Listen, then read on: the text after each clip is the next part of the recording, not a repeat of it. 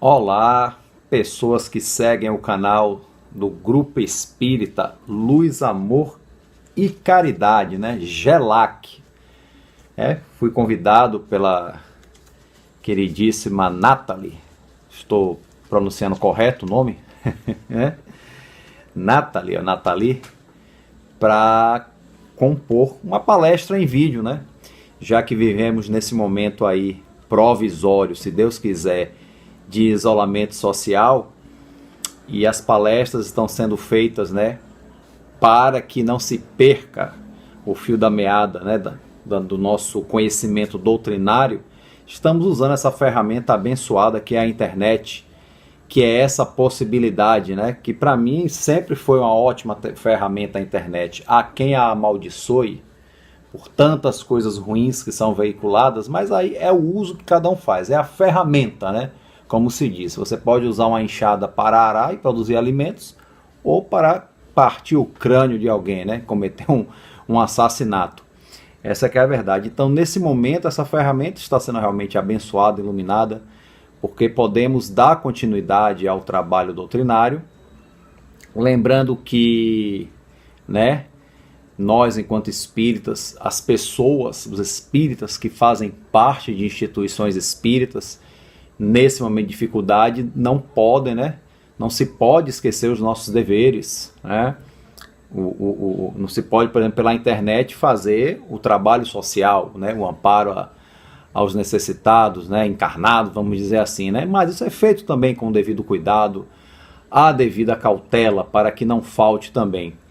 Mas essa parte doutrinária vamos fazendo pela internet, né? E hoje eu estou aqui nesse canal aqui do GELAC, né? Do Grupo Espírita Luz, Amor e Caridade. Que nome bonito, né? E com o maior prazer, né, de estar aqui nesse espaço. Espero que eu faça jus ao convite, que realmente seja útil acima de tudo, porque não há tempo a perder, né, em nenhum momento, mas principalmente esse, né, gente? Antes de entrar no assunto propriamente dito, né, é interessante notar que esses dias de isolamento, né, dificuldades tantas à parte, há muitas dificuldades sim, né, nós vamos, as questões econômicas somente ligadas, né, aí tá nessa dificuldade, ou a economia ou a saúde, gente, ambas as coisas são importantes. Quem argumenta a favor da saúde está certo, mas quem argumenta a favor da economia está certo também. Estamos aí realmente numa encruzilhada. Então temos que usar a sabedoria para saber buscar o caminho do meio, né? O caminho que não abale a nossa saúde, mas também que não vá abalar a economia, porque isso é impossível, já está abalada, mas que abale o menos possível, que nos dê uma condição de recuperação um pouco mais rápida quando isso passar. Então vamos dar uma contribuição positiva, né? Em vez de ficar só criticando, vamos, né, pensar um pouco positivo, vamos vibrar, vamos orar, né, para que as coisas tomem um caminho melhor, né?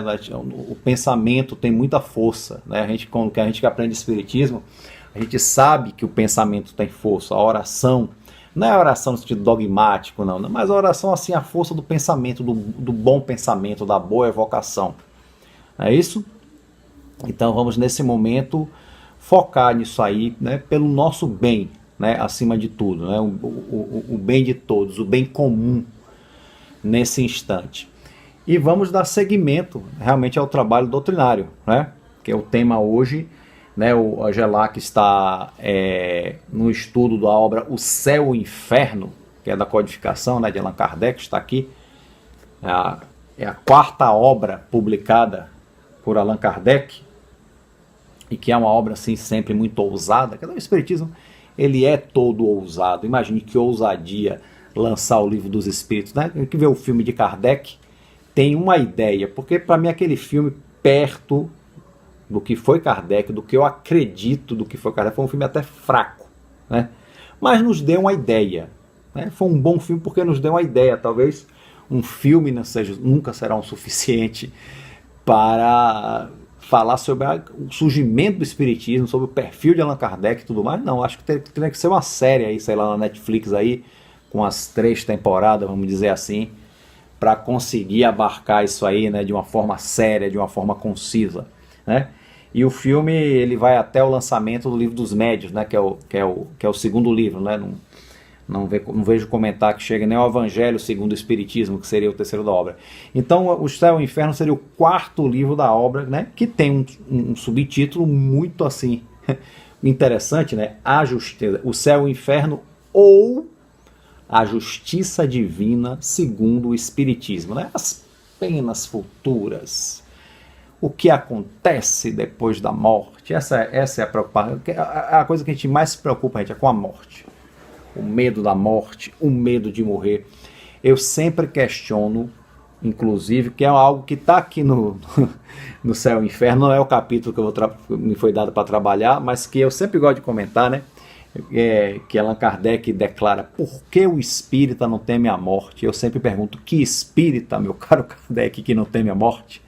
Me apresente um, porque os que eu conheço, somente este aqui que eu conheço olhando no espelho, não tá nessa, né, de não temer a morte. É como eu já falei até em um outro vídeo que eu gravei lá pro Raciocínios Espíritas, que não é nem a morte em si que me assusta, o desencarne que me assusta, né? Acho que quando eu desencarnar, for pro outro lado, eu vou deparar comigo mesmo e nada mais, né?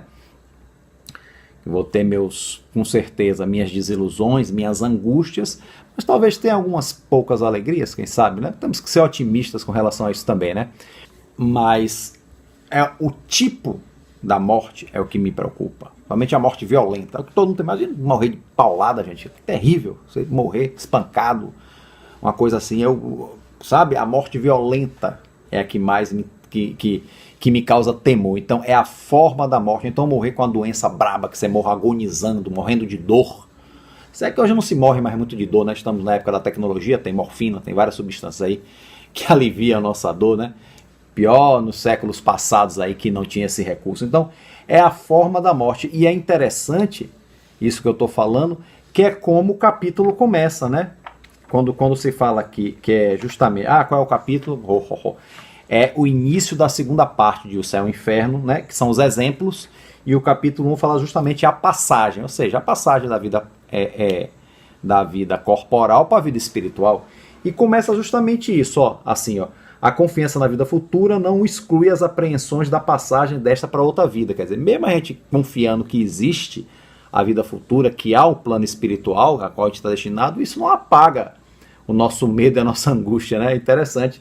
Kardec já começa o parágrafo assim: muitas pessoas não temem a morte por si mesma. O que temem é o momento da transição. Sofre-se ou não se sofre na travessia, né? Então, o tipo de morte, né? E essa coisa que, se você sofre, né? Morrer dói, morrer não dói. Eu lembro quando eu vi o filme sobre Cazuza, né? Sobre Cazuza, e a última frase que o personagem Cazuza, não sei se Cazuza disse isso na vida real, mas que diz: morrer não dói, né? Bom, mas aí pode ter uma interpretação poética, sei lá. Pode ter sido um delírio também. Mas há preocupação se a morte é algo sofrido, né? Mesmo o espírita, com a certeza da vida, que a vida continua após esta vida, vem vida depois da vida. A morte é uma coisa só do corpo físico, né? Então, e é uma coisa que a gente não escapa, né? Uma coisa que fica bem claro, né? Pode-se dispensar uma viagem terrestre, né? Mas aqui, ricos como pobres devem transpor o limiar, e se for doloroso, nem a classe nem a fortuna podem abrandar a amargura. Ou seja, nada da vida material influencia na forma como você vai morrer, desencarnar, né? Bom, então vamos para aqui alguns tópicos, né? Então a passagem ainda é marcada por um certo... Mesmo aqueles que não têm medo, que são pouquíssimos, né? Tem até o Chico Xavier, né? E tudo bem, na época pode ser que ele ainda era jovem, ainda era imaturo, né? Vamos botar isso na conta do nosso queridíssimo Chico. Ficou com medo da morte naquele negócio do avião, né? Que gerou essa história engraçadíssima aí que a gente ri muito quando toda vez que escuto eu dou risada, não tem jeito não, né? Mas quando você observa, como Kardec mesmo diz ali no livro, que tem mortos como diz, tem mortos que morrem em paz, né? Aquela aquela morte serena, mas morrer igual um passarinho, não tem esse dizer, né? Há outros que são mortes completamente agonizantes, né? E aí ele está se referindo muito à morte por enfermidade mesmo, né? E aí você vê que há uma diferença, assim, para o espírito, com certeza. Óbvio que esse processo não é igual para todos, né? Antes de tudo, ele deixa claro, gente, que quem sofre é a alma, o espírito. O corpo é apenas um instrumento. O corpo está... Não, o corpo não está sofrendo, né? O corpo sem a alma é algo inerte, é igual essa parede aqui, certo? Quem sofre é a alma através da impressão do corpo, né? A qual está encarnada. Vamos dizer assim, né? Mas o que faz o desencarne acontecer é a ruptura dos laços fluídicos. Que laços fluídicos? Perispírito, né? Vamos dar aula de espiritismo básico aqui, né?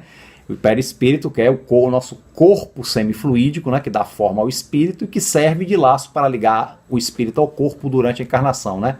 Ele é o modelo, nosso modelador biológico, vamos dizer assim. O nosso corpo astral, o nosso corpo etéreo. E aí o rompimento desses laços do perispírito com o corpo, essa desagregação é o que vai levar à morte. E veja bem, morte é uma coisa, desencarne é outra. O corpo morre, mas o espírito desencarna, ele sai da carne. Não é isso? Então, quanto mais assim, a força de aderência, olha que legal, ele usou essa expressão, a força de aderência dos laços fluídicos forem maiores, mais penoso é o nosso desencarne. Pronto. Então vamos lá. Nós temos laços fluídicos que unem o nosso espírito ao corpo, né? Através do perispírito, esses laços fluídicos invisíveis aos olhos materiais, né? Então esses laços se rompem, ou seria um laço só, que no corpo inteiro, né?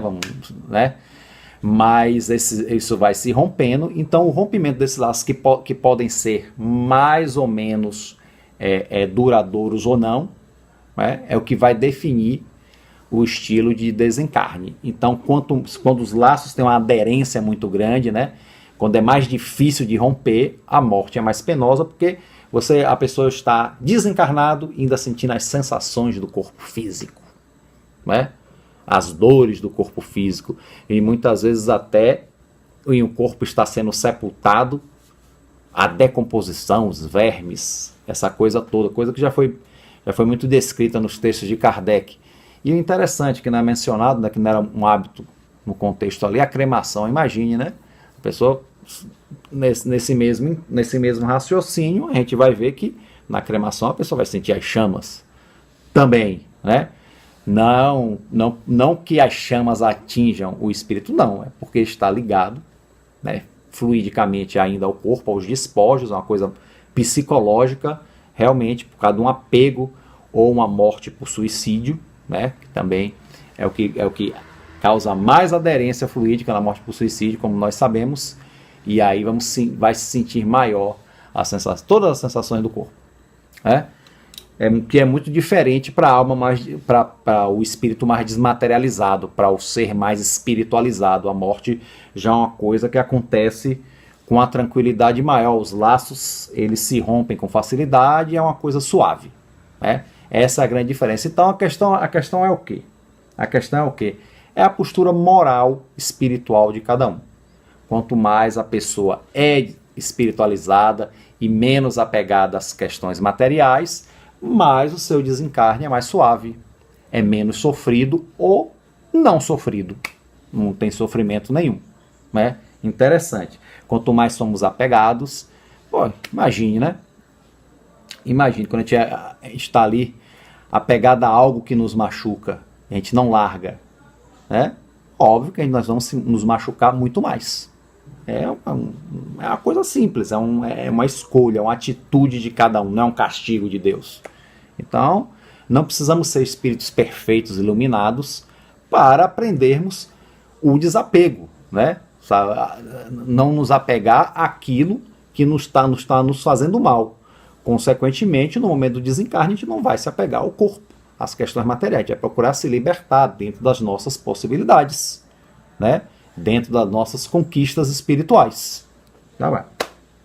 Bom, outra coisa que tem, fala que é a perturbação. Que é algo, essa perturbação é tipo um torpor, quando a gente está desencarnando, né? É tipo um torpor, uma semi-inconsciência, que pode ser maior ou menor, a depender também da evolução de cada espírito, né? Tem espírito que fica totalmente consciente na sua... Só observar as obras de André Luiz, né? Que fica totalmente consciente na sua desencarnação. Já outros não, né? Tem uns que nem consciência que está desencarnado tem, né? Aparece muito em trabalhos mediúnicos, né? Esse perfil de espíritos. Então a perturbação é algo por tempo indeterminado. Quanto tempo pode durar a perturbação? Dias ou anos. O espírito pode estar em perturbação. Décadas, séculos. Uma vez eu vi um trabalho mediúnico, o espírito estava mais de 100 anos em perturbação no plano espiritual, né? E aí você vai ver a qualidade de como ele levava a vida, né? Que o levou a essa consequência, né? Então, assim, a perturbação é como um entorpecimento, um tipo de sono que você, quando desperta, você desperta como se estivesse num sonho agradável ou num pesadelo terrível, a depender de como esteja a sua mente, a faixa vibratória da sua mente, que tem a ver com sua evolução espiritual, né? Com seus valores morais, espirituais, né? Aí está a justiça de Deus deixa a cada um, como disse Jesus, segundo as suas obras, segundo seus pensamentos, segundo suas ações, segundo as suas aspirações, né? Você vê que esses espíritos em perturbação são os que mais aparecem em trabalhos mediúnicos. Alguns nem sabem que estão desencarnados há 50 anos, porque o tempo também no plano espiritual é vivido no sentido diferente do que aqui no plano material, né? E já aconteceu de até antes eu trabalhando na doutrinação, eu informar o ano em que nos encontramos e o espírito tomar um choque. Como assim? Como assim? Bom, ele está há 50, 60 anos desencarnado e tem aquele choque, realmente, porque a perturbação prolongada, né? E aí vem o socorro, né? Então, assim, o Kardec usa a expressão nesse capítulo, né? Esse capítulo, a passagem, sobre também a afinidade entre corpo e perispírito. Quanto maior essa é a afinidade entre corpo e perispírito, maior dificuldade para o desencarne. E aí o desencarne mais angustioso, mais sofrido. Quanto for menor a afinidade, um desencarne mais suave. Eu até gostei do negócio do fruto, né? A pessoa que realmente é espiritualizada, é desapegada, é evoluída, o espírito desencarna do corpo de uma forma tão natural como se fosse um fruto maduro caindo do pé. Gostei. Isso aí dá mais uma força àquela expressão. A pessoa tem que amadurecer, tem que ser madura, né? Isso aí dá mais uma... né? Dá mais uma justificativa para essa expressão que a gente fala sobre amadurecer, né? Quer dizer, como um fruto que está no tempo de cair, cai do pé, pronto. Então, o desencarne é mais equilibrado, mais espiritualizado, é assim, né? Então, será que nós seremos assim o nosso desencarne? Gostaríamos, mas estamos fazendo o quê, né? Para termos um desencarne assim? Porque isso é uma bênção, né? Eu chamo isso de bênção. Apesar da figura até um pouco hilária, do fruto saindo da fruta caindo da árvore, é uma bênção, né? Então, assim, deixa eu ver que eu botei uma pesquinha aqui eu estou olhando para baixo. Né? Então, assim, há uma descrição da questão do estado moral, né? Como eu falo assim, o estado moral da alma é o que define apego ou desapego, né? Como eu já comentei. E se você vê a alma em perturbação, que sente todas as angústias ainda do corpo físico. André Luiz, né? André Luiz no nosso lar, quando ele ainda está se debatendo lá naquela região que chamamos de umbral, né? Que é o terror dos espíritas.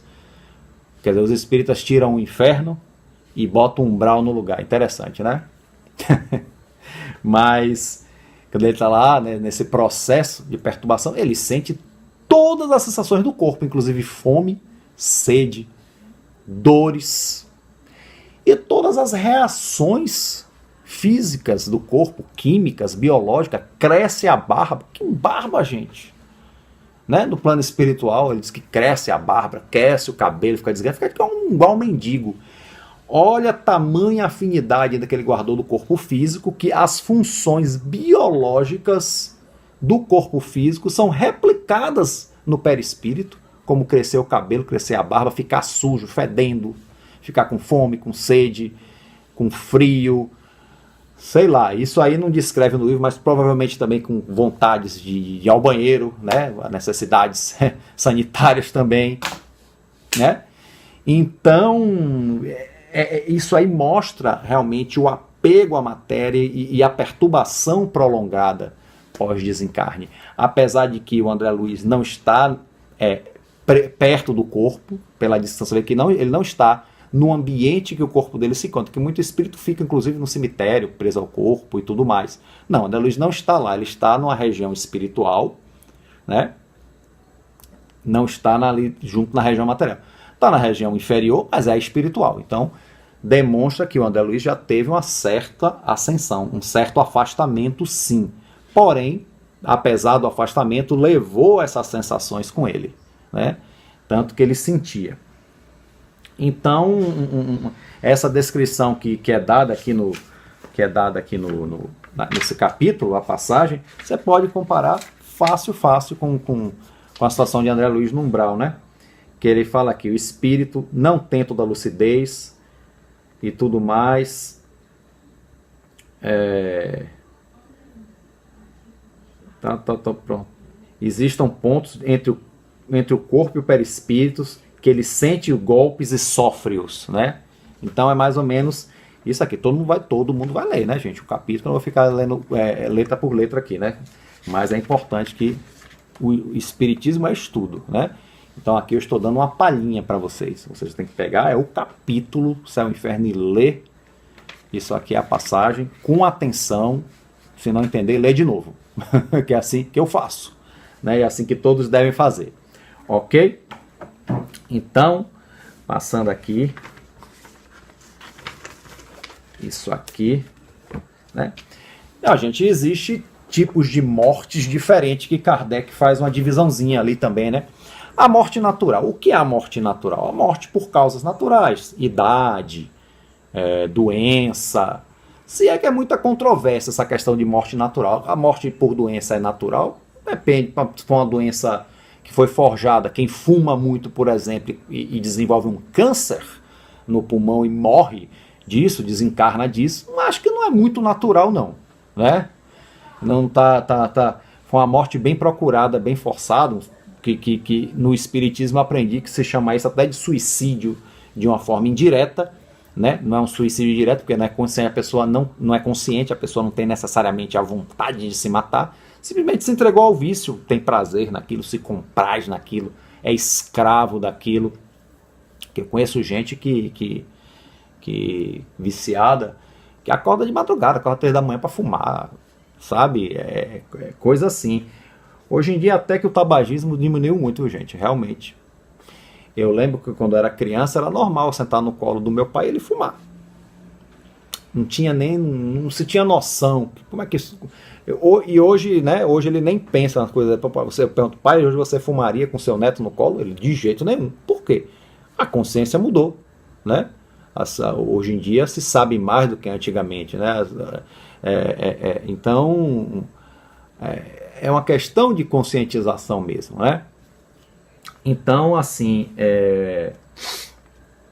a morte natural, então, em tese, seria a morte pela falência dos órgãos. Se daria pela idade ou por alguma doença, tal, uma doença da qual você não procurou, veio aí, contraiu uma leucemia, morreu, né? É uma doença terrível que ninguém procura, né?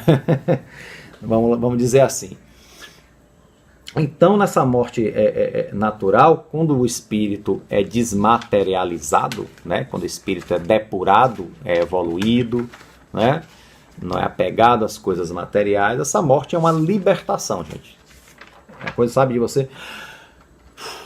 Poxa, que coisa, né? Que coisa, tô livre, né? A morte natural em que o espírito é apegado à matéria, você, como eu citei o exemplo do André Luiz. Se é que a morte do André Luiz também, você pode, como o questionamento que eu fiz agora anteriormente, se foi tão natural assim, né? Porque ele teve uma doença, segundo o texto diz, é oriunda de excessos. Excessos nossos, gente, não é excessos. Não, coisas que a gente faz, a gente come pra cacete, comemos, né? A gente gosta dos excessos, de tudo, né? E da negligência consigo mesmo, vamos dizer assim, de todos os aspectos. E isso gerou nele uma enfermidade e que tudo indica que ele desencarnou antes do tempo, tanto que ele é chamado de suicida. Além de todas as sensações físicas, como eu descrevi aqui, ainda tem os outros espíritos enchendo o saco dele, enchendo a paciência, gritando suicida, infame, e com certeza outros palavrões também que o decoro não permitiu que André Luiz descrevesse no livro, né? No filme também, né? Aliás, que filmezinho fraco, viu, gente? Me desculpe, esse filmezinho do Nosso Lar é um filmezinho, porque para quem lê Nosso Lar, para quem estuda, como eu já li 3 vezes, já fiz grupo de estudo, quando me deparei com aquele filme, sinceramente, é um bom passatempo. Se aprende alguma coisa com ele, sim, não é ruim de se jogar fora, não. Mas em relação ao livro, é um filmezinho, né? Então vamos melhor focar no livro mesmo, que é muito melhor. Bom, fecha aspa. Falou aqui o Ricardo Dib chato, que gosta de ficar alfinetando tudo, que o pessoal dos meus amigos já diz, você é cara chato, você gosta de ficar alfinetando tudo assim. Pois é, né? Por isso acho que meu desencarne vai ser perturbado, porque eu tenho essa parte de alfinetar, uma coisa que me prende à matéria, né? Eu tenho que resolver isso aí, né, gente? Pois é. Então, continuando aqui o nosso tópico. Então, na morte natural quando o espírito, vamos dizer assim, um espírito que ele é apegado, ele é materializado, é materialista e tudo mais, mas tem uma morte natural, né? Vamos dizer que, apesar de tudo, cuidou da saúde, não é um suicídio indireto e tem uma morte natural. Mesmo assim, vai ser pelo fato dele ser apegado, ele vai ter sim uma morte perturbada, vai ter uma dificuldade no rompimento dos laços, porque ele é apegado à matéria, apegado a dinheiro, apegado, sei lá, isso tudo, corpo e mente. Mente sã, corpo sã. Então, se corpo doente, mente doente. Então, essa é a ligação. Então, ele vai ter uma dificuldade, sim, muito grande. A perturbação vai ser prolongada, sim. Inclusive, tem espíritos que ficam apegados às suas riquezas, ficam lá apegados aos seus cofres, né? E tudo mais, né? As casas. Quer dizer, uma perturbação altamente prolongada. Então, você tem aquela perturbação. E o desencarne também é um desencarne com um processo mais lento, que ele deve sentir sim as angústias do corpo, que está morrendo, que está decompondo e tudo mais. Então assim, mesmo nesse processo, porque as pessoas acreditam que, por exemplo, o suicida realmente, como se sabe, eles quem mais, é o tipo que se descreve, né? Seria o tipo de desencarne mais sofrido, que ele sente todas as sensações do corpo, porque ele ceifou a vida antes do tempo, então ele vai sentir todas as sensações, essa coisa toda, mas ele não é o único. A pessoa que tem a morte natural, mas que é apegada à matéria, ao corpo, também sente essas sensações. Acredito que o suicida sinta com mais intensidade, né? E o da morte natural sinta com menos intensidade, sinta por menos tempo. Talvez o suicida, provavelmente, o suicida sinta por mais tempo, vamos dizer assim, mas sente também. E a morte natural, como eu disse antes, quando a pessoa é realmente desapegada da matéria, é mais espiritualizado, como se fosse uma libertação, né? Como tirar uma algema, é como cair o fruto da árvore, tranquilo e tudo mais. Bom, E aí Kardec também, quer dizer, a morte natural. Ele vai escrever também a morte violenta, que é essa que todo mundo tem medo. Eu mesmo é o que eu tenho, que eu já iniciei a palestra falando que eu tenho medo da morte violenta. Então ele diz que a morte violenta é uma característica diferente, né? Porque muitas vezes o espírito, vamos dizer assim, o espírito que já abraça as ideias espirituais, ele já vai, de certa forma, se desapegando, né? Mas a morte violenta, ela é, de repente, pá! E aí? Né? E aí ele fala que é um fenômeno interessante, que quem sofre a morte violenta, ele diz que a parte que é... Ele descreve aqui, porque eu não gosto de as palavras de Kardec, né? Então ele fala assim: o estado intermediário entre a vida corporal e a vida espiritual do quem sofre a morte violenta é um dos mais interessantes a se estudar, porque apresenta o singular espetáculo de um espírito que toma o seu corpo fluídico por seu corpo material. Então, quem tem uma morte violenta repentina acha-se vivo no corpo, né? E isso é uma perturbação é uma perturbação muito severa. Agora, aqueles que são mais evoluídos espiritualmente, a diferença é que essa perturbação é de curta duração, né? Não dura muito tempo. Essa é a diferença. Mas existe, porque como é uma morte repentina, a não ser as grandes almas, né? Acredito que quando o Gandhi tomou um tiro, essa perturbação foi violenta, a morte dele, mas não deve ter durado muito tempo, porque ele era uma alma consciente, elevada, né? Falando assim das pessoas, de nós, seres humanos comuns, né? Que estamos aí labutando aí para subir na nossa escala, né? Nossa escala espiritual. Então, o espírito mais consciente, mais desmaterializado, é mais de curta duração, mas acontece realmente da pessoa de repente se ver do mundo dos espíritos, assim instantaneamente, e aí tomar o corpo fluídico pelo corpo material, mas quando a alma é consciente, ela vai tomando consciência mais rápido, desencarnei e tal, essa coisa toda. Eu lembro a cena do filme As Mães de Chico Xavier, gente, filme lindo, assistam. Agora se preparem para chorar. A minha esposa, ela não é espírita, né? E eu comecei a assistir o filme, na verdade reassistir, né? Ela começou a assistir comigo, mas ela chorou. Ela não quer mais assistir filme espírita. Filme espírita é triste, não é triste. O filme é lindo, é porque tem coisas tristes e que tocam, né, no coração da gente. E é lindo, gente. As Mães de Chico Xavier. Assistam. Tem uma cena em que um rapaz desencarna, ele está no ônibus, é assaltado, né, uma morte violenta, né, e parece que ele entra em confronto com um bandido, e aí desse confronto o bandido dispara, acerta no motorista, o tiro, e o motorista capota o ônibus, não sei, e aí é uma bagaceira esse acidente, e esse rapaz desencarna, né, e aí ele vai, de repente ele está em espírito na casa da namorada, né, querendo falar com ela, não ouve, e aí o amigo dele dando a notícia para ela, porque ele morreu no acidente, e ele gritando, é mentira, eu tô aqui, mas claro que não estão vendo ele, é mentira, ele fica naquela, mas depois quando faz ele lembra, né, ele lembra do que aconteceu, aí ele se entera, poxa, é verdade, quer dizer, quando o cara fala, ele primeiro reage, é mentira, eu tô aqui, mas depois ele lembra, e quando ele lembra, e aí aparece um benfeitor, que dá um socorro a ele, descansa e vamos embora. Quer dizer, ele teve um socorro rápido, né? Ele tomou consciência rápido, porque ele não era assim, nenhum santo certinho, mas era uma alma consciente, já tinha uma certa consciência, e apesar do choque que ele sofreu, da negação no primeiro momento, ele foi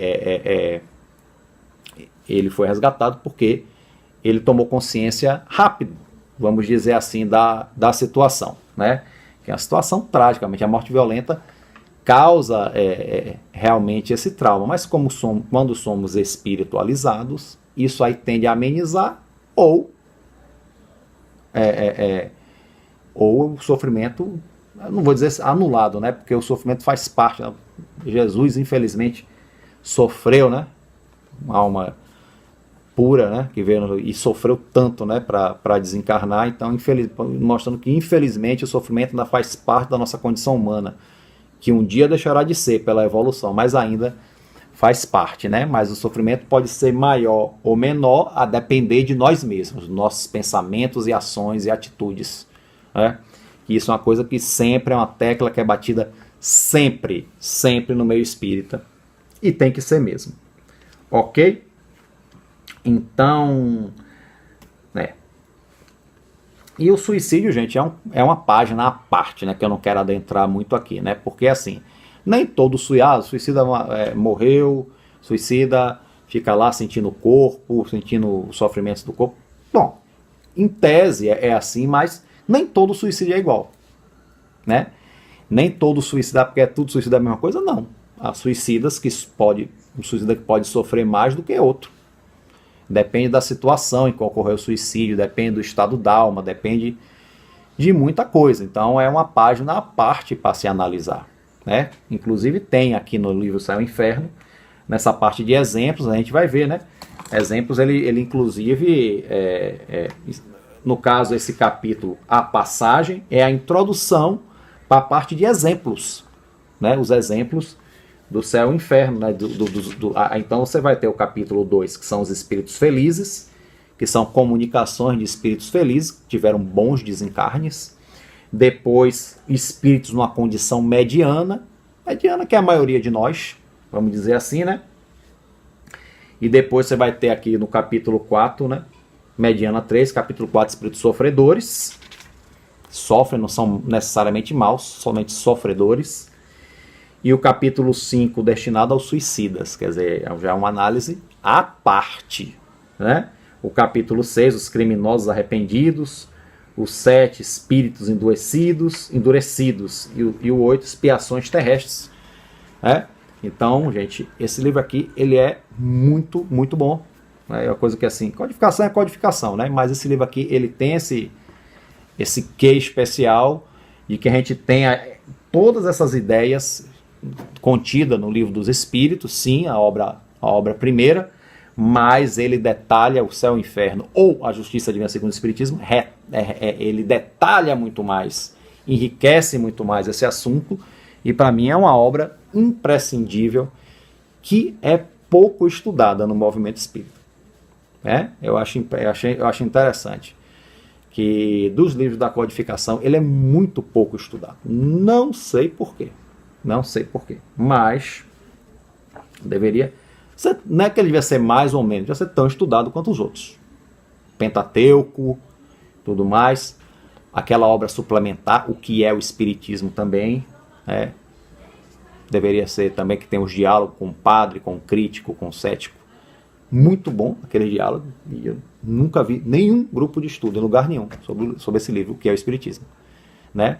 Na época eu frequentava, na época porque assim, eu estou assim há mais de um ano afastado do centro espírita por motivos de ordem pessoal, né? Estou voltando este ano, quer dizer, esse ano quando eu iria voltar agora no mês de março para minhas atividades.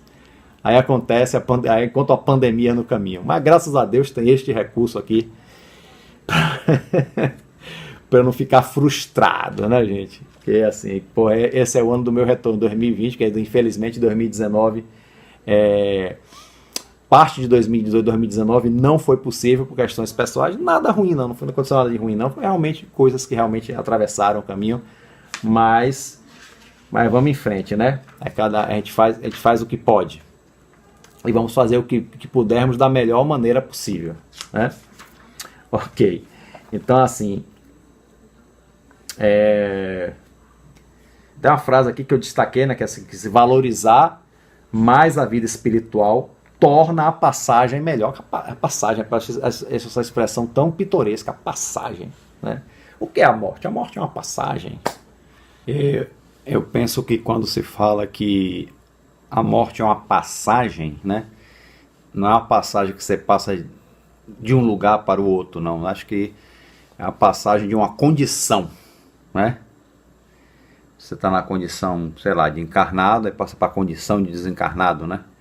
Quer dizer, é porque realmente eu acho muito pitoresco esse termo, passagem, né? Mas se usa muito, né? Fulano fez a passagem, né? Aí é um termo assim comumente usado. E é bem interessante ser o título, né, do capítulo. Bom, só para concluir essa parte, né, especificamente do capítulo do livro, a passagem, né, Kardec ele recomenda mais do que nunca. Engraçado que ele faz uma ressalva, né, ao final, que não é só o espiritismo, né, como o espiritismo nunca quis ter exclusividade de nada, né, nunca quis ser o dono da verdade. O fora do espiritismo não há salvação, uma coisa que até o Chico Xavier disse que se o lema fosse fora do espiritismo não há salvação, ele não seria espírita, né? Mas como o lema é fora da caridade não há salvação, né? Então Kardec faz essa ressalva que não é só o espiritismo que permite que a pessoa se espiritualize, né? E aí entra nessa questão do desencarne, tem um desencarne tranquilo, equilibrado pelo menos. Mas que o estudo espírita sim, né? Vamos dizer assim, como ele diz, o estudo espírita não só procurando crer, mas compreender, né? É bem interessante que a coisa seja assim nesse sentido, não só crer, né? Mas sim compreender, porque não adianta crer em algo que você não entende, né? O espiritismo é a fé raciocinada, que usa a lógica, usa o discernimento, e a compreensão, acima de tudo, é necessária do que você acredita. Não é só crer, mas compreender, né? Uma fé compreendida, raciocinada, né? Tanto que ele coloca aqui, né? O espírita sério não se limita a crer. Ele crê porque compreende, e compreende porque se dirige ao seu julgamento. A vida futura é uma realidade, não é só uma crença. Para o espírito, a vida futura é uma realidade, né? Que é a vida que continua após a morte do corpo, né? A vida futura é uma realidade que se desenrola sem cessar a seus olhos. Ele a vê, a toca, por assim dizer, em todos os instantes. A dúvida não pode entrar em sua alma. A vida corporal, tão limitada, se apaga para ele, o espírita, né? Diante da vida espiritual, que é a vida verdadeira, né? Que é a verdadeira vida, ou vida verdadeira. Daí o pouco caso que faz dos descendentes do caminho e sua resignação, né, nas vicissitudes das quais compreende a causa e a utilidade. Sua alma se eleva pelas relações diretas que mantém com o mundo invisível. Os laços fluídicos que o ligam à matéria se enfraquecem e assim se opera um primeiro desligamento parcial que facilita a passagem dessa vida para outra. Então, quando se compreende o espiritismo, quando se realmente se une em pensamento ao plano espiritual, aos espíritos superiores, já é uma parte do desligamento, né? Mesmo que viva lá até os 100 anos, né? Mas já é uma parte do desligamento que já facilita efetivamente o momento do desencarne, né? O espírita sério, olha o que ele coloquei, o espírita sério que não se limita a crer. Ele crê porque compreende e compreende porque dirige ao seu julgamento, ou seja, estuda, procura entender realmente. Ele crê porque sabe no que crê, sabe o que é real. Então o espírita sério, o espírita que realmente estuda e vivencia a doutrina espírita, claramente Kardec deixa bem claro que esse momento do desenlace, né? Esse momento do desenlace é um momento também tranquilo, né? Equilibrado, não é você que vira anjo, que vai sair com asinhas, não, mas é um desencarne equilibrado que já é para nós o suficiente, né? Então, e aí como eu falei, né, o final que ele diz, o espiritismo seguramente não é indispensável para esse resultado. Também não tem a pretensão de só ele assegurar a salvação, né, da alma.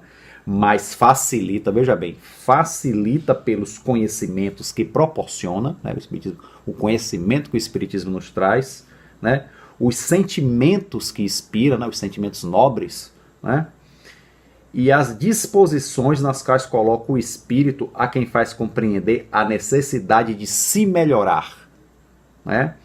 Então, assim, ser espiritualizado é bom, né? Nesse momento da passagem, e ser um espírita aqui compenetrado, o espírita sério, que é essa expressão que Kardec usa, que realmente estuda, compreende, desenvolve os bons sentimentos e tudo mais, também com certeza facilita e muito essa questão do nosso desenlace, do nosso desmaterializamento.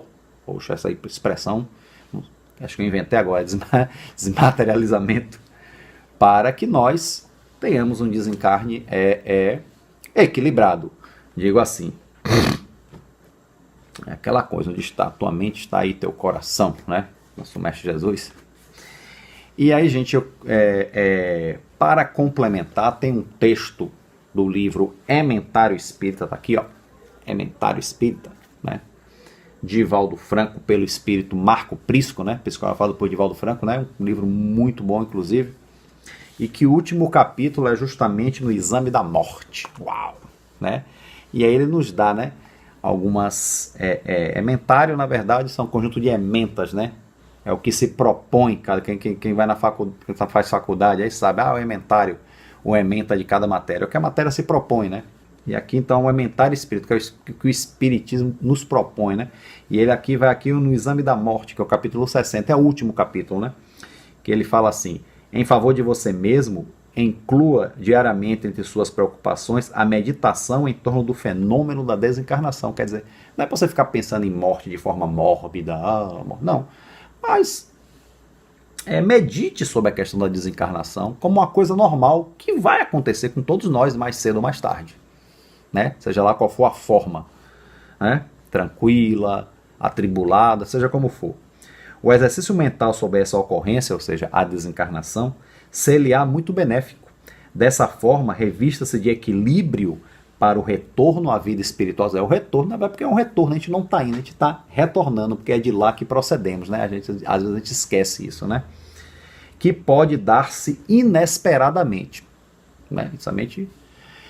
E mais do que nunca, esse medo está acontecendo no meio dessa pandemia, né? Que a gente espera que não nos acometa, né? Mas seja lá qual for a forma, né?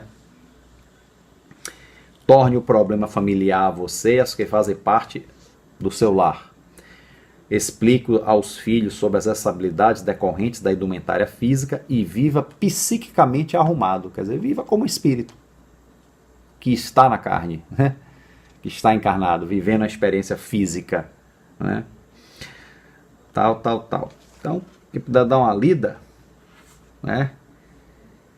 E aí ele dá aqui, não é muito grande, né? Plasme ideias sobre ela em túmulo, edifique tarefas além do dia a dia, experimente desapego das coisas, interesses e pessoas. Veja bem, desapegar das pessoas não é deixar de ter afeto por elas, não é deixar de amar, nada disso não. É desapegar no sentido de saber que não somos donos um dos outros, né?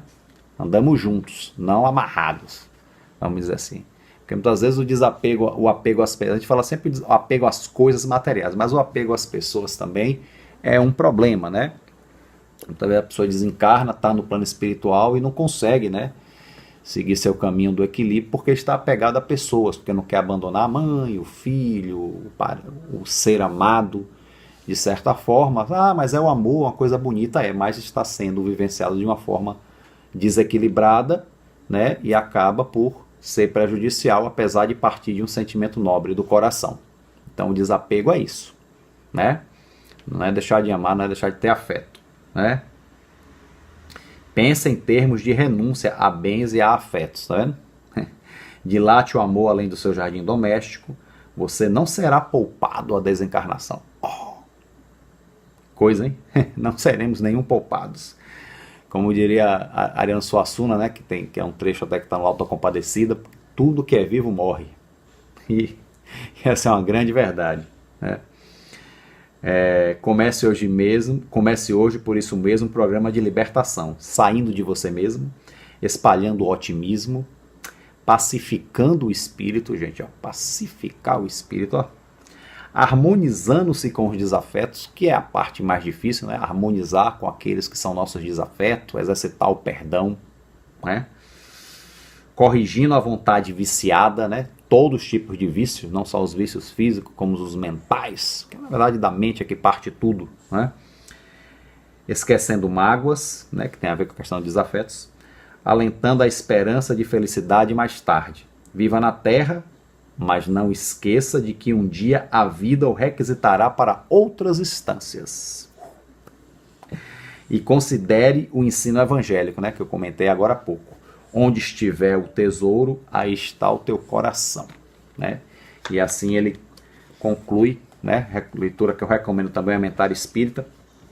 E se lembrar, gente, sobre a questão da prece, porque a gente está falando de desencarne e pensando na gente mesmo, né? E nós, né, quando um ser querido desencarna, o pior caminho é o desespero, é a desaceitação, né? Melhor assim, a gente fica triste, claro, espírita chora, sim, claro, não tem isso não. Ah, espírita não chora. Chora sim, faz parte ainda da nossa condição, né? Agora, há choros e choros, há o choro de desespero, de revolta, e há o choro normal, realmente de tristeza, de desabafo, de saudade. Normal, desde que isso não nos desequilibre, que a gente saiba a hora de parar, chorar, e depois, pronto, o luto é necessário, e saibamos viver e sair do luto de forma equilibrada e seguir a vida e carregar sempre nossos entes queridos no coração e nas nossas orações. Então, assim, a prece alivia a perturbação. Então, por exemplo, orar pelas pessoas que estão desencarnando é uma grande caridade, né? Então, orar. Eu, quando desencarnar, gente, por favor, orem por mim. Orem mesmo. Sabe? Por favor, socorre esta alma perturbada. Por favor, podem usar a linguagem que quiser, mas orem por mim. Né? Uma coisa que eu peço, eu oro, né? E eu, ao meu turno, procurarei orar também por vocês, por todos, né? Porque o espírito tem os compromissos dele, né? Cada um escolhe o seu caminho, como ficou bem claro aqui nessas colocações que eu trouxe para vocês, mas isso pode ser aliviado pela intercessão de outras pessoas, outros espíritos, através da oração, através da emissão de bons pensamentos. Isso pode ser aliviado e o espírito sair da perturbação antes, né? Poderia ficar mais tempo. Eu mencionei aqui também os trabalhos mediúnicos, é uma forma também, né? Como o Kardec coloca aqui uma evocação, né? A evocação correta tira o espírito do entorpecimento. A evocação é evocar o espírito, não é estar evocando o espírito à toa, não, viu, gente? Pelo amor de Deus, a evocação que fala é com a intenção séria, com a intenção nobre, com a intenção socorrista, que é o que acontece nas mediúnicas sérias. Ah, pode-se fazer isso em casa? Depende, se você, dentro do seu lar, tiver o equilíbrio necessário, precisa ser todos perfeitos, não existe perfeição, mas tiver o equilíbrio necessário para fazer um trabalho bom, que gere o bem, sim, né? Aí vai de cada um, não existe receita de bolo. Mas, normalmente, a coisa é feita na casa espírita, né? Em trabalhos mediúnicos de socorro, de desobsessão, essa coisa toda. Também ajuda, tira, né, o espírito do entorpecimento, né? Para ele voltar à realidade. Então, também o socorro de outrem é muito, assim, em alguns casos é imprescindível nesse momento. Então, a oração sentida, que ajuda, né, que a pessoa tome consciência da sua perturbação, ajuda ele tomando consciência, se reequilibrando, afrouxar mais ainda os laços que unem a matéria para que ele, né, fique livre, fique pleno, né, e também, se possível, de uma forma, né, correta, séria, a evocação também mediúnica, o trabalho mediúnico em prol do socorro dos espíritos. Ok? Tem até a coletânea de preces que tem no Evangelho segundo o Espiritismo, eu destaquei uma aqui, que é preces por aqueles que não estão mais na terra, né? Tem várias preces aqui, né? É claro, gente, que a prece não são as palavras, e Kardec fala isso na introdução, né? Ele fala que as preces pelos espíritos que acabam de deixar a Terra não tem somente a finalidade de lhes dar um testemunho de simpatia, mas tem ainda por efeito ajudar o seu desligamento, ajudar o seu desligamento e com isso abreviar a perturbação que segue sempre à separação, né? Abreviar, vamos dizer assim. Se não pode evitar, pelo menos pode abreviar, aliviar. E tornar o despertar mais calmo. Mas aí, como em outra circunstância, a eficácia está na sinceridade do pensamento e não na abundância de palavras, né, ditas com mais ou menos pompa, nas quais frequentemente o coração não toma parte.